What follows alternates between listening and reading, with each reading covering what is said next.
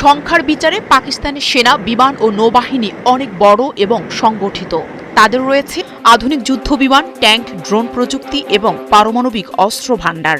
এর বিপরীতে আফগান বাহিনী মূলত স্থলযুদ্ধ নির্ভর, সীমিত বিমান সক্ষমতা ও তুলনামূলকভাবে কম ভারী অস্ত্রশস্ত্র নিয়ে পরিচালিত।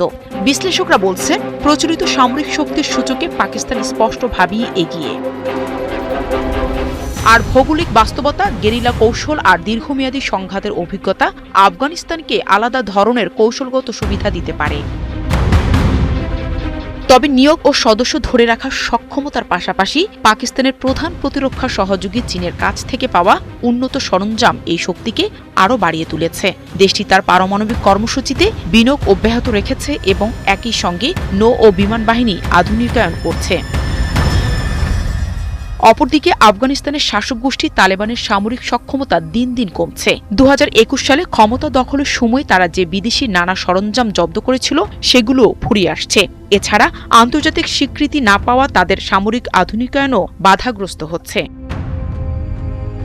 এদিকে পাকিস্তানের সক্রিয় সামরিক সদস্য সংখ্যা প্রায় 6,60,000। অপরদিকে আফগান তালেবান বাহিনীর সক্রিয় সদস্য সংখ্যা প্রায় 1,72,000। যদিও তারা বাহিনী বাড়িয়ে 2 লাখে উন্নীত করার পরিকল্পনার কথা জানিয়েছে।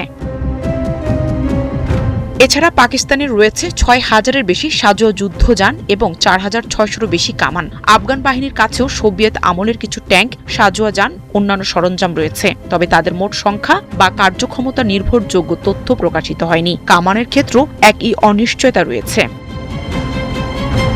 পাকিস্তানের বিমান বাহিনীর বহরে রয়েছে 465টি যুদ্ধ বিমান এবং 260টিরও বেশি হেলিকপ্টার।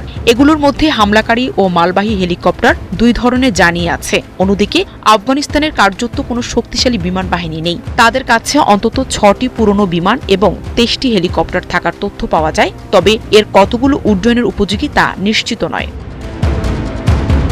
পাকিস্তান একটি পারমাণবিক শক্তিধর দেশ।